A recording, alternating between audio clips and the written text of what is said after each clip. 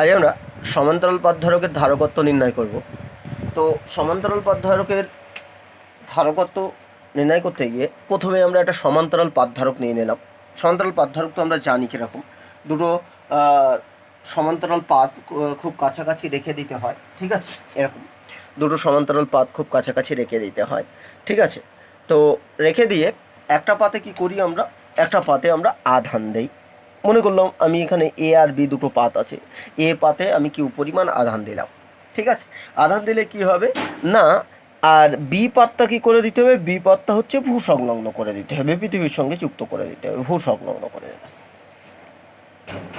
ঠিক আছে। তো ভূ সংলগ্ন করে দিলে সঙ্গে সঙ্গে কী হবে, পৃথিবী থেকে ওই সমান একদম মাইনাস আধান এসে এখানে পড়বে, এই আধানগুলো এর ভিতরে পৃষ্ঠে চলে যাবে।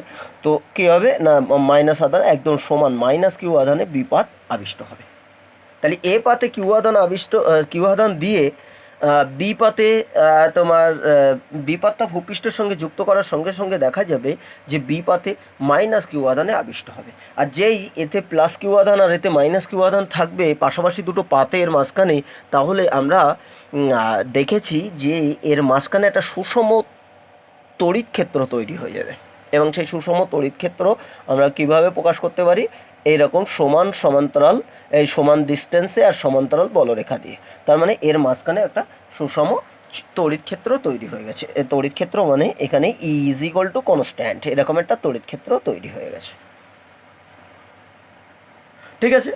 এবার এ পাত থেকে বি পাতে এবারে তাহলে এখানে তাহলে এ পাতের ক্ষেত্রফল, আমি দুটো পাতই একই ক্ষেত্রফল, তাহলে এই পাতের ক্ষেত্রফল আলফা, ঠিক আছে। তাহলে এর তলমাত্রিক ঘনত্ব কত হবে, দুটো পাতের তলমাত্রিক ঘনত্ব,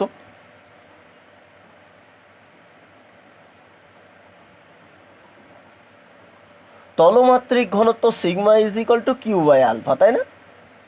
আধান ওর ক্ষেত্রফল দিয়ে ভাগ করে দিলেই আমরা তলমাত্রিক ঘনত্ব পেয়ে যাব। তাহলে এ পাতে কিউ আধান বা বি পাতে মাইনাস কিউ আধান, দুজনের তলমাত্রিক ঘনত্ব কিন্তু sigma is equal to Q by epsilon zero, Q by alpha, ঠিক আছে, কিউ বাই ক্ষেত্রফল। এবার এর মাঝখানে যে পরাবৈদ্যুতিক ধ্রুবক, এই পরাবৈদ্যুতিক ধ্রুবক যদি কে হয় মাধ্যমের, ওর ভিতরের পরাবৈদ্যুতিক ধ্রুবক যে জিনিস রেখেছি, দেখো এর মধ্যে এই যে দুটো পাতের মাঝখানে বিভিন্ন রকম জিনিস রাখতে পারি, আমরা জল রাখতে পারি, আমরা বায়ু রাখতে পারি, আমরা প্যারাফিন রাখতে পারি, কাঁচ রাখতে পারি, যে কোনো পরাবৈদ্যুতিক, বায়ু রাখলেও হয়, ঠিক আছে, যে কোনো পরাবৈদ্যুতিক মাধ্যম রাখলে, জল তো ঠিক আছে, সব কিছু পরাবৈদ্যুতিক মাধ্যম রাখলেই সব থেকে বেটার হয় এর মাঝখানে, ঠিক আছে। বায়ু রাখলে সব থেকে কম ধারকত্ব হবে আর অন্যদের ক্ষেত্রে ধারকত্ব বাড়বে, সেটাও আমরা বুঝতে পারবো। এবার ধরো আমার এর ধারকত্ব নির্ণয় করতে হবে। ধারকত্ব নির্ণয় করতে গেলে আমরা তো এদের কিউ জানি, আধান জানি, তাহলে আমাদের ধারকত্ব নির্ণয়ের নিয়ম হচ্ছে Q is equal to C V. তাহলে C is equal to Q by V, আমরা কিউ জানি কিন্তু বিভব দরকার, এদের মাঝখানে যে বিভব আছে দুটোর মধ্যে, সেই বিভবটা আমার দরকার, দুটো পাতের মধ্যে যে বিভব পার্থক্য হয়েছে সেটাই আমার দরকার, ঠিক আছে। তো বিভব পার্থক্য নির্ণয় করতে গেলে আমাদের কি করতে হয় জানো, একটা পাত থেকে আরেকটা পাতে আমরা একক ধনাত্মক আধানকে নিয়ে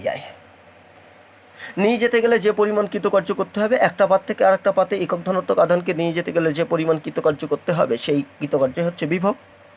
তাহলে আমার টার্গেট বিভব নির্ণয় করা, এবং সেক্ষেত্রে এখানে যেহেতু তড়িৎ ক্ষেত্র স্থির, তাই তড়িৎ ক্ষেত্র যদি জানি তাহলে বিভব নির্ণয় করার ক্ষেত্রে আমরা তো জানি ওই একটা পাত থেকে আরেকটা পাতের জন্য নিয়ে জানার জন্য যে কৃতকার্য একক ধনাত্মক আধানকে, সেটা অ্যাকচুয়ালি ই ইন্টু ডি, তড়িৎ ক্ষেত্র ইন্টু দূরত্ব হয়, ঠিক আছে। এদের মাঝখানে দূরত্বটাও আছে ডি, আমার ধরা হয়নি ওটা, এই দুটো পাতের মধ্যবর্তী দূরত্ব হচ্ছে ডি, ঠিক আছে। তো আমি প্রথমত তাহলে আমার টার্গেট, তাহলে আমাকে যদি ভি পেতে হয় বিভব, তাহলে E into D is equal to বিভব ভি, মাইনাস হয় একটা, তবুও আমি মানগত দিক থেকে বলছি, তাহলে এই ইটা আমার এখনকার টার্গেট, ই যদি পাই তাহলেই ভি পাবো। তাহলে ই আমরা কি করে পেতে পারি, দুটো পাত আছে তার মধ্যবর্তী অঞ্চলে ই কি করে পেতে পারি, দেখো যেখানে সুষম তড়িৎ ক্ষেত্র হচ্ছে মানে ওই পাতের খুব পার্শ্ববর্তী কাছের অঞ্চলে, এই দুটো পাত কিন্তু খুব কাছাকাছি, তার মানে এর মধ্যের বিন্দুগুলো কিন্তু এই পাতের থেকে খুব কাছাকাছি। তাহলে আমি মধ্যের কোনো একটা বিন্দু ধরি, সাপোজ পি বিন্দু, তাহলে ওই বিন্দুতে এ পাতের ক্ষেত্রে দেখো এ পাতের কিউ আধান আছে, এ পাতের তলমাত্রিক ঘনত্ব হচ্ছে সিগমা, আর তার জন্য তার পার্শ্বস্থ কোনো বিন্দুতে তড়িৎ ক্ষেত্র প্রাবল্য আমরা গাউসের সূত্র অনুযায়ী করেছি। সেটা কত না Q by two epsilon zero. গাউসের সূত্র অনুযায়ী কিউ বাই টু এপসাইলেন বলতে পারি, এপসাইলেন জিরো না বলে কিউ বাই টু এপসাইলেন হবে। দেখো গাউসের সূত্রের অ্যাপ্লিকেশনের ওখানেই দেখবে যে কোনো পাতের পার্শ্বস্থ কোনো বিন্দুতে তড়িৎ ক্ষেত্র প্রাবল্য হচ্ছে E is equal to Q sigma by two epsilon, sigma by two epsilon. আমি একটু লিখছি, দেখো লেখাটা, এ পাতে তলমাত্রিক ঘনত্ব সিগমা হলে উহার পার্শ্বস্থ বিন্দু পিতে তড়িৎ প্রাবল্য E is equal to sigma by two epsilon, এবং দিকটা কোন দিকে হবে, দিকটা এ পাত থেকে বি পাতের দিকে, এ পাত থেকে বি পাতের দিকে। খেয়াল করে দেখো পজিটিভ আধান যদি আমরা নিয়ে আসি তাহলে সেটা কিন্তু একক ধনাত্মক আধান একে এই দিকে ঠেলে দেবে, তাই না? পজিটিভ আধান থেকে নেগেটিভ আধানের দিকে থেকে ঠেলে দেবে, তার মানে ই এর দিক কিন্তু হবে এ বি দিকে। ঠিক আছে, ঠিক একই রকমভাবে যদি বি পাতে তলমাত্রিক ঘনত্ব তো সিগমা, কারণ আধান একই, হয়তো মাইনাস চার্জ, তাই কি হয়েছে সেই পি বিন্দুতে তড়িৎ ক্ষেত্র প্রাবল্য ই টু কত হবে, ই টু ইজ ইকুয়াল টু সেই তলমাত্রিক ঘনত্ব বাই টু এপসাইলেন। দিক কোন দিকে হবে, কারণ এই নেগেটিভ পাতের আধানের জন্য বি পাতের জন্য কোন দিকে হবে, একক ধনাত্মক আধান রাখলে তাকে কিন্তু ওই একই দিকে ঠেলে দেবে, মানে তার দিকও কিন্তু এ পাত থেকে বি পাতের দিকে। তাহলে ওই যে ওর ভিতরের বিন্দু বা পি বিন্দুই আমি বলি, পি বিন্দুতে মোট প্রাবল্য কত হবে, মোট ই ইজ ইকুয়াল টু কিন্তু sigma by two epsilon plus sigma by two epsilon, এবং দুটো মিলেই এবি বরাবর, আমার এখন দিকের দরকার নেই খুব একটা, তাহলে এটা হচ্ছে সিগমা বাই এপসাইলেন। দেখো এসআই ধরে করছি আমরা, সিগমা বাই এপসাইলেন, ওর মধ্যে যে পি বিন্দু ধরেছিলাম সেই বিন্দুর ক্ষেত্র প্রাবল্য। এখন দেখো এর ভিতরে সুষম তড়িৎ ক্ষেত্র, আর সুষম তড়িৎ ক্ষেত্র মানে কি, তার সব বিন্দুতে ক্ষেত্র প্রাবল্য একই, মানে সিগমা বাই টু এপসাইলেন, এখানে সব জায়গার ক্ষেত্র প্রাবল্য সিগমা বাই টু এপসাইলেন। ও আমি কে ধরে করাই বেটার, এটা সরি কে এপসাইলেন জিরো হবে, তখন টু কে এপসাইলেন জিরো হবে, কে ধরে করলে, আচ্ছা এপসাইলেন থাক, এপসাইলেন থাক, তারপর কে পরে লিখে দেবো আমি। ঠিক আছে, এপসাইলেনের জায়গায় এপসাইলেন জিরো করতে এরকম হবে। তো যাই হোক সিগমা বাই এপসাইলেন ই এর মান, তাহলে এখানে তড়িৎ ক্ষেত্র বললো এইটা, তার মানে কি ওখানে বিভব কত হবে, ভি ইজ ইকুয়াল টু এ পাত থেকে বি পাতকে, এ থেকে বি পাতে একক ধনাত্মক আধানকে,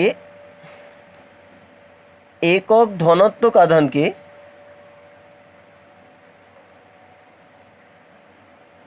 আধান নিয়ে জানো কৃতকার্য, আধান নিতে কার্য, তাই না? এ পাত থেকে বি পাতে আধান নিয়ে যেতে গেলে কৃতকার্য, বিভব ভি ইজ ইকুয়াল টু একক ধনাত্মক আধান নিয়ে যেতে গেলে, তার মানে সেটা অ্যাকচুয়ালি হচ্ছে ওই একক ধনাত্মক আধানের উপর বল ইন্টু সরণ ডি। আমি শুধু মান ধরছি, একক ধনাত্মক আধানের উপর বল কত, তড়িৎ ক্ষেত্র বল সংজ্ঞাই তাই ছিল, একক ধনাত্মক আধানের উপর যে বল, তাহলে একক ধনাত্মক আধানের উপর বল ইন্টু যতদূর সরণ ঘটানো হয়েছে এই পাত থেকে এই পাতে, মানে ডি দূরত্ব সরণ ঘটানো হয়েছে, মানে বল ইন্টু সরণ, তার মানে এটা হবে sigma by epsilon into D. এই হচ্ছে বিভব ভি এর মান। ঠিক আছে, এবার আমাদের Q is equal to C V, অর্থাৎ C is equal to Q by V, মান বসিয়ে দেই।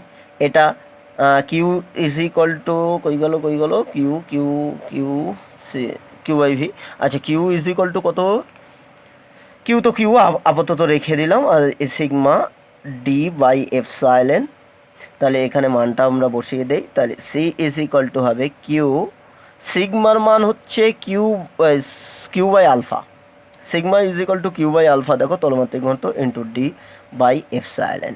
দেখো এটা কেটে গেল, এটা হচ্ছে alpha epsilon by D, alpha epsilon by D.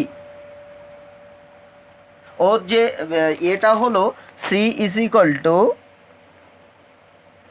এবার আলফা এপসাইলেন বাই ডি ওই সমান্তরাল পাত ধারকের ধারকত্ব, প্রচণ্ড সোজা এবং বিশাল ইম্পর্টেন্ট জিনিস, সমান্তরাল পাত ধারকের ধারকত্ব আলফা এপসাইলেন বাই ডি। ওকে, বা আমরা যদি এতে করি ওই তোমার এপসাইলেন জিরোতে নিয়ে আসি, তাহলে সিগমা এই এটা হবে C is equal to k epsilon zero alpha by D, এপসাইলেনের জায়গায় k epsilon zero alpha by D. ঠিক আছে, তাহলে এটা গেল। তাহলে জিনিসটা আমি যেভাবে তৈরি করলাম সেটা তুমি মূলত প্রথম থেকেই তোমার একটু বর্ণনা করতে হবে। প্রথম সেটা হচ্ছে এ পাতে কিউ পরিমাণ আদান দিলাম, তার ফলে এবং বি পাতটা ভূ সংলগ্ন করে দিলাম এ বি দুটো পাত সমান ক্ষেত্রফলের আলফা ক্ষেত্রফলের। এবার এটা বিপাত ভূ সংলগ্ন করে এ পাতে আধান দেওয়ার সঙ্গে সঙ্গে দেখা গেল বিপাতের ঠিক বিপরীত মাইনাস কিউ আধান আবিষ্ট হলো, তার ফলে দেখা যায় তার ভিতরে একটা সুষম চুম্বক ক্ষেত্র তৈরি হয়েছে, সুষম তড়িৎ ক্ষেত্র তৈরি হয়েছে। সাইডের দিকে তো অসম হবে, ওই জন্য একটু বক্র দেওয়া হয়েছে। এবার তাহলে পাত দুটোর মধ্যে তলমাত্রিক ঘনত্ব কত হবে? Sigma by alpha. ঠিক আছে। এবার তোমার এই অবস্থায় এ পাতের বিভব নির্ণয় করতে হলে আমাদের ওদের মাঝখানে তড়িৎ ক্ষেত্র প্রাবল্য দরকার। তো তড়িৎ ক্ষেত্র প্রাবল্য কীভাবে নির্ণয় করতে পারি? আমরা একক ধনাত্মক আধানের উপর যে বল, ঠিক আছে, তো সেই ক্ষেত্রে আমরা গাউসের সূত্র অনুযায়ী আমরা দেখতে পাই যে কোনো পাতের পার্শ্বস্থ কোনো বিন্দুতে তলমাত্রিক ঘনত্ব যদি সিগমা হয়, তাহলে সেখানে ক্ষেত্রফল ইয়ন is equal to sigma by two epsilon. ঠিক আছে, E is equal to sigma by two epsilon. সেক্ষেত্রে দুটো পাতের ক্ষেত্রে পেয়েছি। এবার দুটো পাতের একই দিকে বলে মোট প্রাবল্য এটা হলো। এবার যেহেতু এর ভিতরে সব জায়গায় ক্ষেত্র প্রাবল্য একই, সুষম যেহেতু, তাই টোটাল ক্ষেত্র প্রাবল্যটাই ওই হবে। ঠিক আছে। এইবার তোমাকে কি বললো? মোট এবার যদি বিভব বলো, এ থেকে বিপদের নিয়ে যেতে গেলে কৃতকার্য মানে বল ইন্টু সরণ, একক ধনাত্মক আধানের উপর নিয়ে যেতে গেলে কৃতকার্য। তো একক ধনাত্মক আধানের উপর বল মানে তো সেটা ক্ষেত্র পাওয়াল ইন্টু সরণ মানে এই পথ থেকে এই পথের দূরত্ব, সেই মানটা বসিয়ে দিলে এটা এই হলো কিউ ইজ ইকুয়াল টু সিভিতে ওইটা মানটা বসিয়ে দিলাম, হয়ে গেল এই আধানের ওর সমান্তরাল বাদ ধারকের ধারকত্ব নির্ণয় করা। এটা প্রচণ্ড important. K is equal to যদি অন হয় তাহলে epsilon zero alpha by D হবে। এবার মজার বিষয় দেখো, তাহলে কোন কোন বিষয়ের উপর নির্ভর করে ধারকত্ব। এর আগেও আমরা সিম্পল পরিবাহীর ক্ষেত্রে আমরা দেখেছি কোন কোন বিষয়ের উপর নির্ভর করে। আবারও দেখে নিতে পারবো যে সি ধারকত্ব নির্ভরশীল হচ্ছে সি প্রপোর্শনাল টু আলফা। পাতের ক্ষেত্রফল যত বেশি হবে তত ধারকত্ব বেশি হবে। আমরা জানি পাতের ক্ষেত্রফল বেশি হলে সেক্ষেত্রে বিভব কমে যায়, ফলে ধারকত্ব বাড়ে। সেই Q is equal to C ভিত থেকে আমরা আগেও দেখেছি। তারপর সি প্রপোর্শনাল টু হচ্ছে এপসাইলন বা কে, যেটাই বলো এপসাইলন কে। ঠিক আছে, অর্থাৎ পরাবৈদ্যুতিক ধ্রুবকের উপর নির্ভর করে। এই পরাবৈদ্যুতিক ধ্রুবক কার বলো তো? এই যে কে পরাবৈদ্যুতিক ধ্রুবক, ভিতরের মাধ্যমের পরাবৈদ্যুতিক ধ্রুবক, এই যে। ঠিক আছে, তাহলে ভিতরের মাধ্যম যেটা আছে তার পরাবৈদ্যুতিক ধ্রুবক যত বেশি হবে তত সি বেশি হবে। ঠিক আছে, আর ওই দুটোর পাতের দূরত্ব যত বেশি হবে তত কিন্তু সি কমে যাবে, দূরত্বের ব্যস্তানুপাতিক। ঠিক আছে, অর্থাৎ সি প্রপোর্শনাল টু 1/d। এই তিনটে জিনিসের উপর নির্ভর করে এই জিনিসপত্রগুলো। ওকে, তাহলে এই গেল আমাদের সমান্তরাল পথ ধারকের ধারকত্ব। প্রচণ্ড প্রচণ্ড প্রচণ্ড ইম্পর্টেন্ট, এটা ভীষণ ইম্পর্টেন্ট বলতে পারো, ভীষণ ইম্পর্টেন্ট টোটাল তড়িতের মধ্যে এটা সেরা ইম্পর্টেন্ট বলতে পারো। ঠিক আছে, পরীক্ষার সাপেক্ষে। এবার এই ক্ষেত্রে তুমি সিজিএস ধরে করলে কি হতো বলো তো? সিজিএস ধরে করলে কিন্তু এইখানে যেটা হতো, এই ই ইজ ইকুয়াল টু 4/ε/কে হয়ে যেত এই জায়গায়, 4/ε/কে, সরি 4πσ/k, সরি 4πσ/k হয়ে যেত, সরি 4πσ/2k হওয়ার কথা। এটাও 4πσ/2k, মানে এটা 4πσ/k হবে। ঠিক আছে, সেই অনুযায়ী এখানে কে আলফা বাই 4πd হবে, কে আলফা বাই 4πd হবে এই জায়গাটায়। এসআই সিজিএস অনুযায়ী দেখতে পারো একবার, সিজিএস অনুযায়ী করলে। এখন এসআই মেন। ঠিক আছে, এই হলো। এবার এইটার অ্যাপ্লিকেশানের কিছু জিনিসপত্র আমরা করতে পারি। ঠিক আছে, কিছু জিনিসপত্র করতে পারি, দেখাচ্ছি। দেখো, আমরা এর আগে দেখেছি যে একটা ধারক তৈরি করতে গেলে তাহলে দুটো পাত লাগে। ঠিক আছে, এবার এখানে তুমি দেখো আমি একটা ব্যবস্থা তৈরি করেছি যেখানে তোমার এই যে একটা দণ্ডের সাহায্যে, একটা জিনিসের সাহায্যে মোটামুটি 4টে পাত এখানে যুক্ত আছে। ঠিক তার ভিতরে মানে দুটো এই পাতের মাঝখানে আর একটা অন্য কোনো দণ্ডের সাহায্যে আর 4টে এরকম যুক্ত আছে। সেক্ষেত্রে কি হচ্ছে, একটা এই পাত, তারপরে এই পাত, একটা আবার এই লাল কালারের পাত, তারপরে আবার এই পাত। ঠিক আছে, এটা লাল কালারের পাত, আবার একটা নীল কালারের পাত। এরকম করে আমরা অল্টারনেটিভলি এই পাতগুলোকে সব যুক্ত করতে পারি।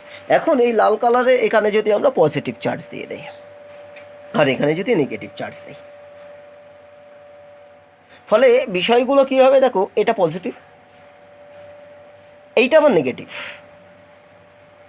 এই পাতটা আবার পজিটিভ, কারণ এটা পজিটিভের সঙ্গে যুক্ত। দেখো এটা আবার পজিটিভ হবে, ঠিক এটা আবার নেগেটিভ, ঠিক এটা আবার পজিটিভ। এরকমভাবে প্রত্যেকটা পাত একটা পজিটিভ একটা নেগেটিভ, একটা পজিটিভ একটা নেগেটিভ হবে। এখন এই দুটো পাত মিলে কি একটা ধারক তৈরি হবে না? পাশাপাশি আছে। তারপরে এইটা আর এই পাতটা তারাও পজিটিভ নেগেটিভ পাশাপাশি আছে, মানে এই দুটো পাত মিলে আবার একটা ধারক তৈরি হবে। ঠিক আছে, বা এটা ভূসংলগ্ন করে দিলেও হলো, শুধু নেগেটিভ চার্জ দিতে হবে তার কোনো মানে নেই, ভূসংলগ্ন করে দিলেও হবে, এটা নেগেটিভ আবিষ্ট হয়ে যাবে। ঠিক আছে, আবার এইটা পজিটিভ, এটা পজিটিভ। এবার তুমি দেখো তাহলে এটা আর এটা মিলে একটা ধারক, এটা আর এটা মিলে আরেকটা ধারক, এটা আর এটা মিলে আরেকটা ধারক, এটা আর এটা মিলে একটা ধারক। তার মানে দুটো পাত মিলে একটা ধারক। যদি তিনটে পাত করতাম এই পর্যন্ত যদি না থাকতো তাহলে এই একটা ধারক, এই একটা ধারক। যদি চারটে পাত করতাম তাহলে এই একটা ধারক, এই একটা ধারক, এই একটা ধারক, তিনটে ধারক। তার মানে কি আমি যখন দুটো পাত নিয়েছি ধারক সংখ্যা হচ্ছে একটা, যদি তিনটে পাত নিয়েছি ধারক সংখ্যা দুটো, যদি চারটে পাত নেই তাহলে ধারক সংখ্যা তিনটে, এনটা পাত নিলে ধারক সংখ্যা হবে n-1টা। ঠিক আছে, তাহলে একটা একটা ধারকের ক্ষেত্রে যদি সি ধারকত্ব হয়, এবার এনটা যদি পাত নেই, দুটো পাত নিয়ে যদি সি হয়, তাহলে এনটা যদি পাত নেই তাহলে সে তার ধারকত্ব n-1 গুণ হয়ে যাবে। n-1টা ধারক হয়েছে, তার মানে n-1 গুণ হয়ে যাবে। ফলে তুমি যদি একটা একটা ধারকের, আমাদের ধারকত্ব একটু আগেই এইরকম ছিল, দেখো কত সেটা k ε0 alpha by T, k ε0 alpha by D একটা একটা ধারকের ধারকত্ব ছিল। যদি আমরা ধরি k ε0 আলফা বাই ডি, এবার যদি এনটা পাত নেই, এনটা পাত, তাহলে সেই ক্ষেত্রে তুল্য ধারকত্ব, এটা দুটো পাতের, সেক্ষেত্রে তুল্য ধারকত্ব C dash is equal to কত হবে বলো তো, কে ইন্টু n-1 গুণ হয়ে গেছে ε0 আলফা বাই ডি। দেখো n-1টা গুণ হয়ে গেছে আলফা বাই ডি। ঠিক আছে, তার মানে সমান্তরাল পাত ধারকের ক্ষেত্রে আমরা যেটা বুঝতে পারি সেটা হচ্ছে, যদি দুটো পাত নাও তাহলে সে একটা ধারক, কিন্তু এনটা যদি পাত নাও তাহলে সেটা n-1টা ধারক হবে, সেক্ষেত্রে ধারকত্ব কিন্তু n-1 গুণ হয়ে যাবে। ফলে এইটা আমরা জানি একটা একটা ধারকের ধারকত্ব প্রচণ্ড কম, দাদন ধারণ ক্ষমতা ভীষণ কম। তাহলে সেক্ষেত্রে যদি এরকম একাধিক পাত দিয়ে একই জায়গার মধ্যে অনেকগুলো ধারক একসঙ্গে যুক্ত করে এরকম n-1 টাইমস করা যায় একে ধারকত্বকে, সেটা খুব সুবিধাজনক, ফলে এটাকে আমরা ইউজও করি খুব বেশি। ঠিক আছে, তো এটা ভীষণভাবে ইউজ করি, এবং এটা আরও একটা কাজে ইউজ করা যায় পরিবর্তনশীল ধারক হিসেবে। যদি এখানে বায়ু রেখে দাও, এই যে ব্যবস্থাটা বললাম আমরা বইয়ের লাস্টের দিকে তোমরা দেখবে ধারকত্বে যে বেশ কিছু ধারকের ওরা উদাহরণ দিয়েছে, কাগজ ধারক, এটা পরিবর্তনশীল ধারকের হিসাবেও তুমি কাজ করতে পারো। যেমন এই দু জায়গায় যদি তুমি একটা স্ক্রুর সঙ্গে যুক্ত করে দিতে পারো, এই সাইডটা আর এই সাইডটা যদি একটা পাতের সঙ্গে, এবং কোনো মতে সেই স্ক্রু টাইট দিয়ে যদি পাত দুটোকে কাছে অথবা দূরে নিয়ে যেতে পারো, তাহলে এই মুহূর্তে দেখো এখান থেকে এই পর্যন্ত এদের সমপাতিত অঞ্চল, ফলে আদন যে আবিষ্ট হবে এইটুকুর মধ্যে, এইদিকে খুব একটা নয়, এদিকে যে আমি দেখিয়েছি একটু ভুল করে, তাহলে এইটুকু ক্ষেত্রফলের জন্যই ওর কিন্তু যে কার্যকরী ক্ষেত্রফল সেটা এইটুকু, তাহলে সেই ক্ষেত্রফলের জন্য ওর একটা ধারকত্ব হবে। ঠিক আছে, এইবার যদি দুটোকে কাছাকাছি সরিয়ে নিয়ে আসি তখন কি হবে বলো তো, তখন দেখো দুটো পাত একদম এইরকমও হয়ে যেতে পারে, একটা পাত এই দিক থেকে এই, আর একটা পাত এদিক থেকে এই। তার মানে দুটো পাদের পুরোটাই একে অপরের পাশাপাশি আছে, মানে এই পুরোটাই জুড়ে চার্জ থাকবে, তার মানে ধারকত্ব বাড়বে, ক্ষেত্রফল বেড়ে যাবে, এদের কার্যকরী ক্ষেত্রফলটা দেখো তখন বেড়ে যাবে। আগে অল্প একটুখানি ছিল, এখন অনেকটাই ক্ষেত্রফল বেড়ে গেল, আর ক্ষেত্রফল যদি বেড়ে যায় তাদের ওভারল্যাপ ক্ষেত্রফল, তাহলে তাদের ধারকত্ব বাড়বে। অর্থাৎ এইভাবে কোনো মতেও যদি সেই পাত দুটো একটার মধ্যে আরেকটা একটু বেশি করে ঢুকিয়ে দেওয়া যায়, সেক্ষেত্রে কিন্তু ধারকত্ব বাড়বে।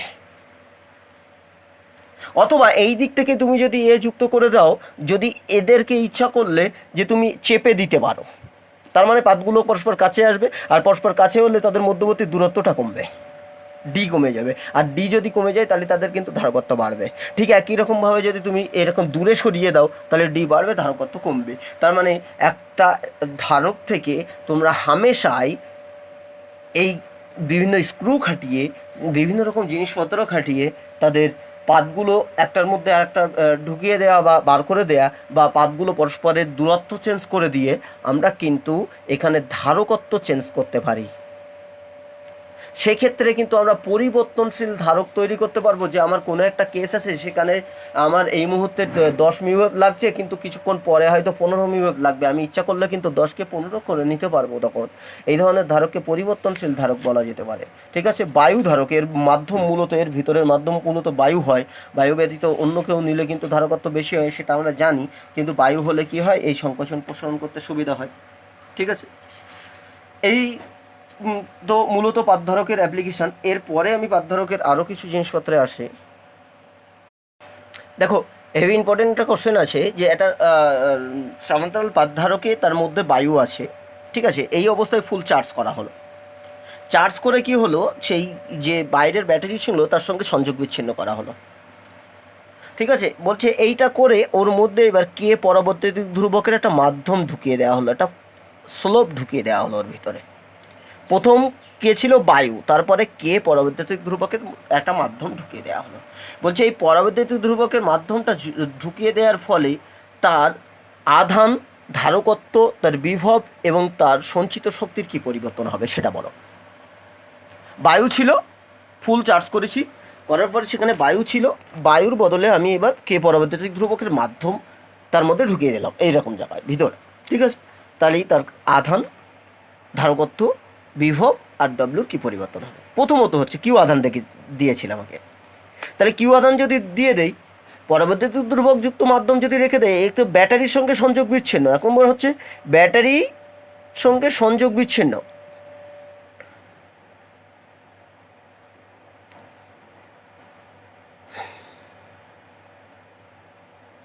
বিচ্ছিন্ন, ব্যাটারি বিচ্ছিন্ন মানে বাইরের দিক থেকে আর কোনো চার্জ পাবে না। তাহলে ব্যাটারি বিচ্ছিন্ন যদি হয় তাহলে কিউ হচ্ছে ধ্রুবক, পরিবর্তন হবে না, কিউ হচ্ছে ধ্রুবক। সংযোগ বিচ্ছিন্ন যেহেতু হয়ে গেছে, তার মানে আধানের কোনো পরিবর্তন হবে না। ওকে, এবার আসি আমরা সি এর বিষয়। সি এর বিষয়, সি ইজ ইকুয়াল টু আমরা জানি কি, কে এপসাইলন 0 আলফা বাই ডি।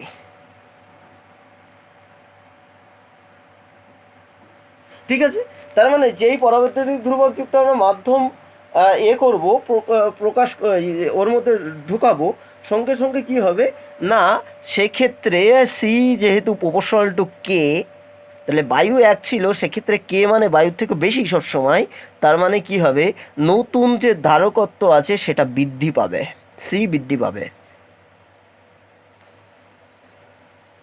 যেহেতু সি হচ্ছে কে গুণ কে প্রপোর্শনাল, কে সমানুপাতিক, তাই সি কিন্তু বৃদ্ধি পাবে পরবৈদ্যুতিক ধ্রুবকযুক্ত মাধ্যম রাখলে। ক্লিয়ার?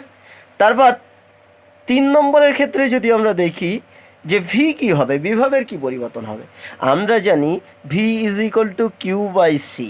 এখন কিউ তো কনস্ট্যান্ট, আধানের তো কোনো পরিবর্তন নেই, তার মানে কি হবে, ভি প্রপোর্শনাল টু 1/c। এখন সি যদি বৃদ্ধি পায় তাহলে ভি সি বৃদ্ধি, তার মানে ভি কি হবে, ভি হবে হ্রাস, তার মানে বিভব তার হ্রাস পাবে। ঠিক আছে, বিভব হ্রাস পাবে। 4 নম্বরে সঞ্চিত শক্তির দুটো রাশিমালা আমরা আছি, ই ইজ ইকুয়াল টু, এটা সঞ্চিত শক্তি, E is equal to half C square. এখন সি আর ভি দুটোই পরিবর্তনশীল, তাই এখান থেকে আমরা বলতে পারবো না যে কি হচ্ছে সঞ্চিত শক্তি। কিন্তু আমরা যদি ই ইজ ইকুয়াল টু এইটা নেই, Q square by 2c, sorry Q square by 2c, এখান থেকেই কিন্তু আমরা বুঝতে পারবো যে কি হচ্ছে। যেহেতু কিউ কনস্ট্যান্ট, তার মানে ই প্রপোর্শনাল টু কিন্তু 1/c। এই ফর্মুলার থেকে অতটা বোঝা যাচ্ছে না, কারণ দুটোই পরিবর্তনশীল, কিন্তু একটা বৃদ্ধি পাচ্ছে, একটা হ্রাস পাচ্ছে। কিন্তু এখান থেকে হেভি বোঝা যাচ্ছে যে কিউ আর টু তো কনস্ট্যান্ট, তার মানে কিউ কনস্ট্যান্ট হলে Q E proportional to 1/c, আর সি যদি বৃদ্ধি পায় তাহলে ই হচ্ছে হ্রাস পাবে। সি বৃদ্ধি তো ই হ্রাস।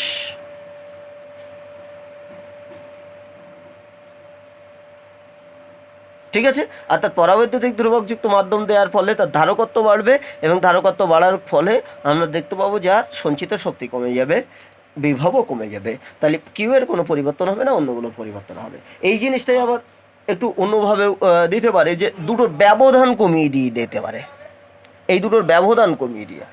পরবর্তী দিক ধ্রুবকযুক্ত মাধ্যম যা আছে তাই আছে, বললো তোদের ব্যবধান, পাত দুটোর মধ্যে ব্যবধান কমিয়ে দেওয়া হলো বা বাড়িয়ে দেওয়া হলো। দেখো পাত দুটোর মধ্যে যেই ব্যবধান কমিয়ে দেবো তাহলে কী হবে, আধানের কোনো পরিবর্তন হবে না, কারণ বাইরের দিকে সংযোগ বিচ্ছিন্ন করা, আধানের কোনো পরিবর্তন হচ্ছে না, কিন্তু ব্যবধান যেই কমিয়ে দেবো কিউ ডি কমে যাবে, আর ডি কমে যাওয়ার কথা কী হবে, সি বেড়ে যাবে, আমাদের এই নিয়ম অনুযায়ী ডি কমে যাবে, ফলে সি বেড়ে যাবে, মানে ধারকত্ব বাড়বে।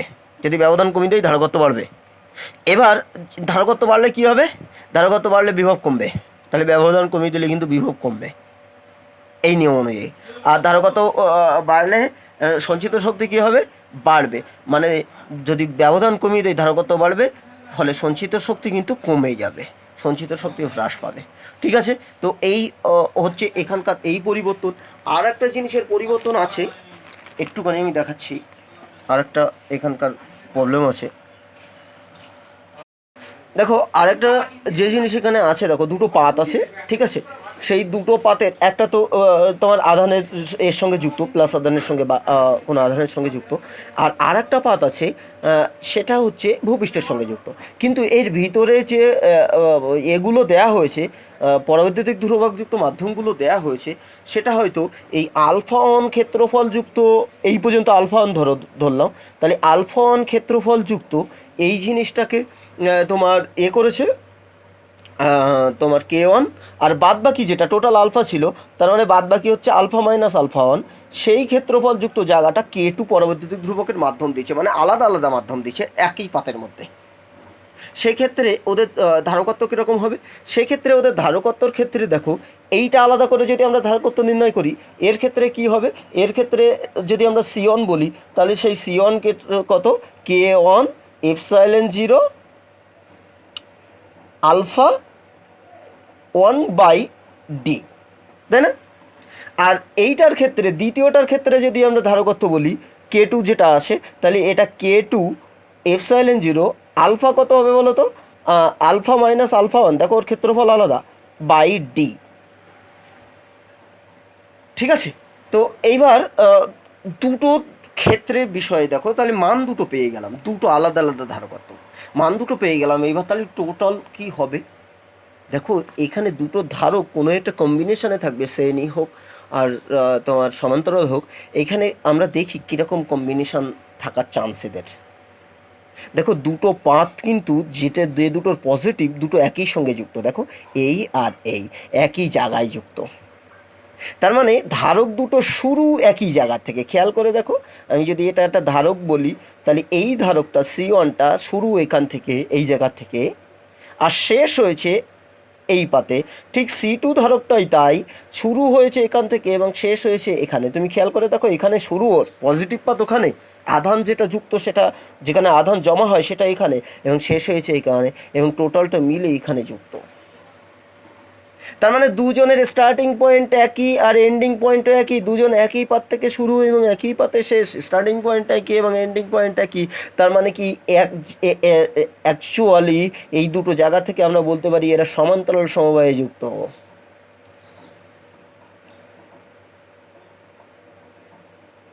অর্থাৎ তুল্য কত হবে, তুল্য হবে C one plus C two direct, সমান্তরাল সমবায়ে যদি হয় তুল্য C one plus C two direct, তার মানে ওই দুটোর যোগফল k epsilon zero alpha one, k one epsilon zero alpha one by D plus k two epsilon zero alpha minus alpha one by D.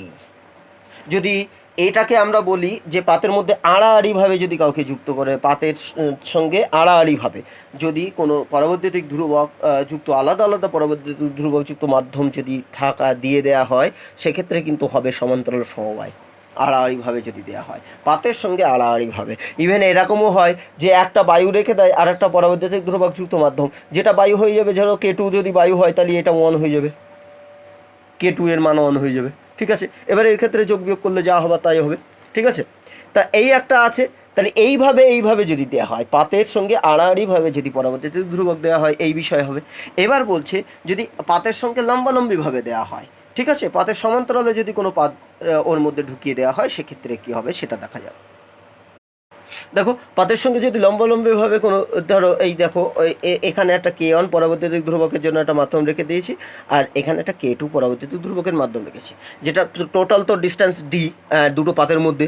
এখন এক্স বেদের যদি পরবর্তী দিক ধ্রুবক মাধ্যম K1 ঢোকাই, আর তাহলে অপরটা হচ্ছে D-X হবে। এবার এই জায়গার ক্ষেত্রে যেটা হয় সেক্ষেত্রে তোমার এখান থেকে এই পর্যন্ত একটা ধারক তৈরি হয়, এখান থেকে এই পর্যন্ত একটা ধারক তৈরি হয়,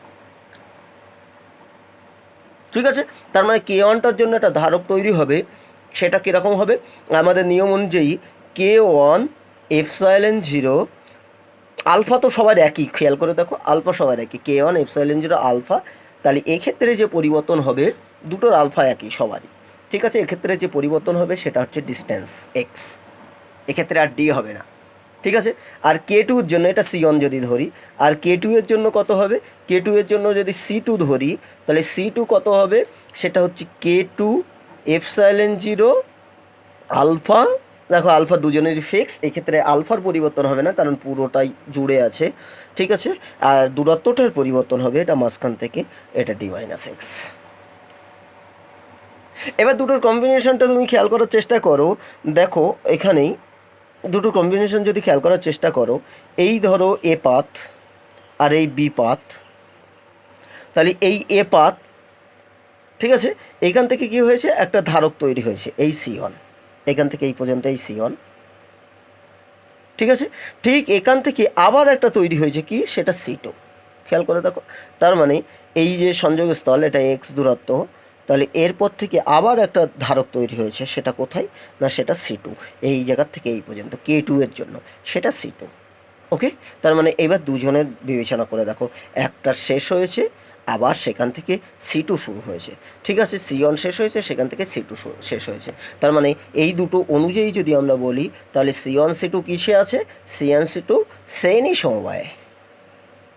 অর্থাৎ লম্বালম্বিভাবে যদি এরকম K1 K2 তুমি যদি যোগ করে দাও, তাহলে সেক্ষেত্রে যেটা হবে, সেক্ষেত্রে কিন্তু ওই যে দুটো ধারক তৈরি হবে, ওদেরকে দেওয়ার ফলে দুটো বলে নয়, তুমি যে কটাই দাও না কেন, তারা কিন্তু শ্রেণী সমবায়ে থাকবে। আর শ্রেণী সমবায়ে থাকলে তুল্য ধারকত্ব C হলে 1/C = 1/C1 + 1/C2।